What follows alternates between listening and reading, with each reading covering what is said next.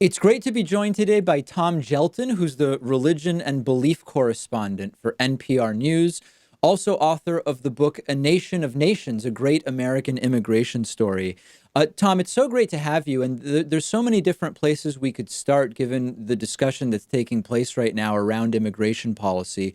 Maybe one place to start is, as someone who's been covering this for some time, is what we are seeing right now a sort of new era in attitudes towards immigration that we're seeing from the current administration, or is it actually going back to something we've seen before in a sense? Well, yes and no, David. I mean, it's immediately reminiscent of a debate that we had just over 50 years ago at the time of the passage of the 1965 Immigration Act, when we really had to decide and did decide what kind of immigration we wanted for this country. But in a sense, it even goes back all the way to the beginning of our republic. The interesting thing is that the United States is almost unique among the countries of the world in that most countries come into being with the people already there on the land. So they don't really have to decide what kind of country they're going to be in terms of the culture, in terms of the country as a nation. The United States was formed really as a new nation, and people were coming from different areas. And so there was this question from the beginning, this idea at the beginning that we could be a universal nation. I mean, George Washington famously said, "The bosom of America is open to receive not only the opulent and respectable stranger, but the oppressed and persecuted of all nations and religions." Now, that was the ideal, that was the aspiration, but it was counteracted in a sense by the reality of prejudice, which was there from the beginning. And it was really only in 1965 that we were able to reconcile this aspiration of our country as a universal nation with the reality that for most of the first 200 years of our settlement, we were prejudiced against immigrants of color, immigrants from really anywhere other than Northwest Europe. And finally, in 1965, we had a new Immigration Act that clearly opened America's doors for the first time in an official way to immigrants of color. Now, there was a lot of debate around whether that was a right thing to do or not. And it's, in a sense, we are now revisiting that debate 50 some years later. Yeah, so you mentioned the 65 law, which up until then, we had a circumstance or situation of quotas to allocate immigrant visas based on countries of origin. When we hear things like, we've got to figure out what's going on with Muslim immigration, or we're taking Syrian immigration off of the table, or we would prefer people from Norway rather than Haiti or whatever other countries. That, in a sense, seems reminiscent of this kind of prioritization or tiers of people that is a pre-1965 sort of circumstance. Is that right?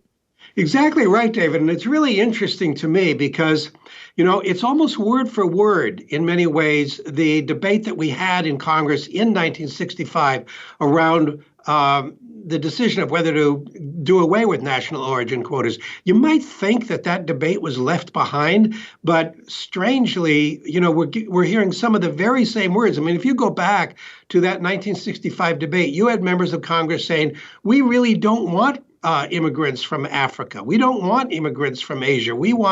That's not part of what America is. That's not our heritage, our culture.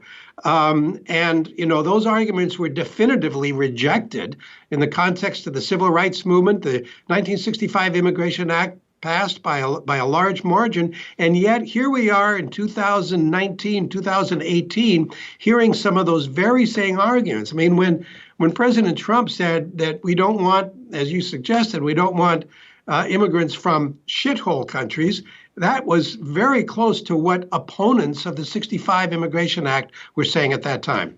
I'd love to get your thoughts on the kind of push, the talking point push-pull that we're seeing on this issue among some, where you hear the perspective that, as you're pointing out, empirically, this is a nation of immigrants. And then the opposition says, well, yes, but things have changed because now we have an established country. We're not in this kind of manifest destiny early phase.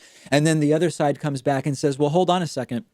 If you think back to when the immigration from Europe was happening, we were seeing a sort of ranking of immigrants. Irish were considered others. Italians, typically from the south of Italy, were considered others. Now they are part of the in crowd, and it's a new group that is sort of being otherized and marginalized. Is there actually an empirical difference that we can draw, or is it sort of a repetition of that same attitude? Well, the original bias was in favor of immigrants, as you suggest, from Northwest Europe. And towards the end of the 19th century, when we saw a surge of immigrant populations from Mediterranean countries and from Eastern Europe, Slavic countries, including Jews, there was a lot of opposition to that. At that time, there really wasn't much of a anticipation of immigration from outside Europe altogether. So that wasn't at that time a huge issue. It just what's happened in the aftermath of the 1965 Immigration Act. Is you'd want to look at data. In 1960, 7 out of 8 immigrants were coming from Europe, to include Southern and Eastern Europe, but from Europe, 7 out of 8 immigrants. After the passage of the 1965 Act, in 2000, 9 out of 10 immigrants to the United States were coming from outside Europe. So in that 35-year period, a total and dramatic transformation in the character of our immigrant population. And that sort of set the stage for this debate that we're having now, a real kind of anxiety on the part of some Americans that our heritage is really changing. Now, you mentioned something interesting that I think is important to point out. Throughout most of our history, there hasn't really been much debate around this notion that we are a nation of immigrants. Now we are actually seeing a debate about that. There are voices largely on the right who are saying, we're not really a nation of immigrants, we're a nation of settlers. And they're distinguishing between immigrants and settlers or pioneers in the sense that settlers and pioneers built the country, and then immigrants, seeing the United States already built, already powerful, already prosperous, wanted to come in and take advantage of that. And so there's this distinction between immigrants and settlers, which is something that, I never came across that ever before in the history of our country. Yeah, so like as a correspondent who covers this stuff, when you hear that brought up, you've not heard this distinction before between settlers and immigrants, and now we're hearing it, or with any of the other distinctions that are being made. Yes, immigration before is different than immigration now, or any of these distinctions. Yeah. How can you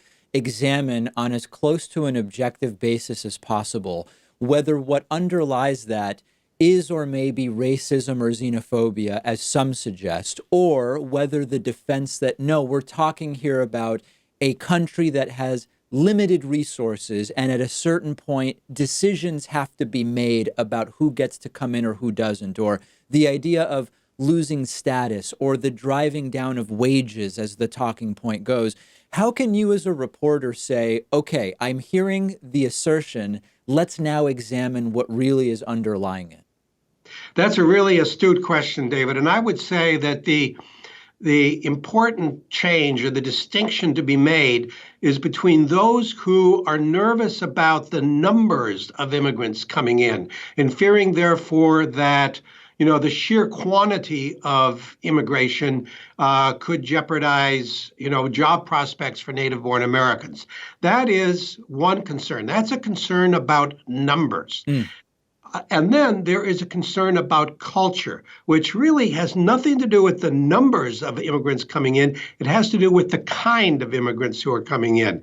That's a very different argument. Those are the arguments that emphasize sort of a threat to our heritage, our Western traditions, our civilization. It's an argument about identity, about culture. I think those are two very different arguments. The first one, I think you would have a hard time arguing that is essentially a racist argument. It's a kind of an economic argument. It can be debated both ways. The second one, because it emphasizes cultural differences, I think that's a lot more problematic. Are the lines clear in your mind in terms of the parties, the two major parties, and this issue? And to add some context to that, the discussion around the shutdown and the wall is mostly dividing among party lines. So you have people on the left who tend to be against the wall and people on the right who, all else being equal, are generally more in favor of the wall proposed by the president. But if you look a little bit wider, like the last 30 years, you had a Republican in Ronald Reagan who was granted some degree of amnesty, through to Trump, who wants to build this wall and is talking about shithole countries. Even on the Democratic side, you had deportation records set by President Barack Obama, and now this push towards in some areas, sanctuary cities and opposition to the wall. So to get back to the question, are the lines as clear as they might seem in terms of party and this issue? They've really changed, David.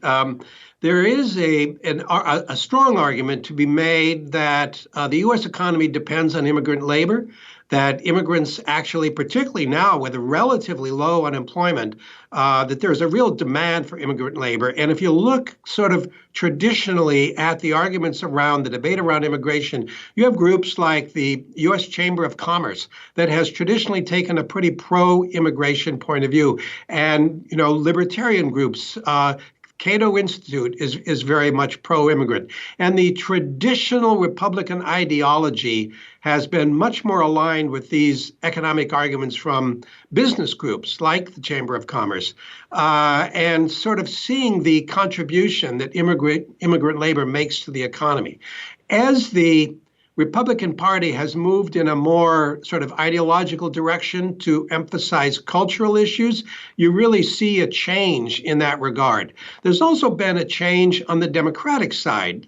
Back in the early 80s, let's say during the presidency of Ronald Reagan, the Democratic Party was pretty strongly influenced by organized labor. Organized labor at that time, labor unions were largely representing white workers, and there was a lot of anxiety among the labor movement about immigration. And you had some pretty prominent Democratic leaders back then that were made very clear their nervousness about immigrant labor. I mean, people like Eugene McCarthy or the Congresswoman from Texas, Barbara Jordan, had a lot of concern about immigrant labor for fear of the impact it would have on particularly African-American workers.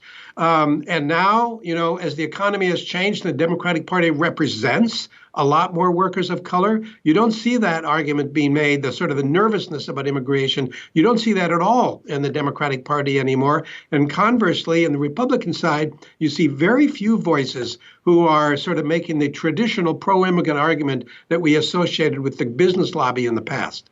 Along these partisan lines, the last thing I wanted to touch on was this issue of the corporations that benefit from hiring undocumented immigrants. That has been effectively missing from the discussion. Obviously, the president lobbying for his wall is going to scapegoat undocumented immigrants as the ones responsible for holding down wages. But you don't really hear a serious critique from either side about the reality that it's the corporations that are basically going unpunished for hiring undocumented labor that are really the driving force behind a lot of that hiring and wages.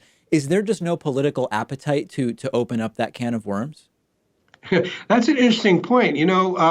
There is this idea of e-verify that would sort of require employers to verify the immigrant status of workers that they hire, sort of electronically against a database. Yeah. The business community has been notably reticent about that. The Democrats, have been somewhat cool to that as well. As a result, it really hasn't gotten very far.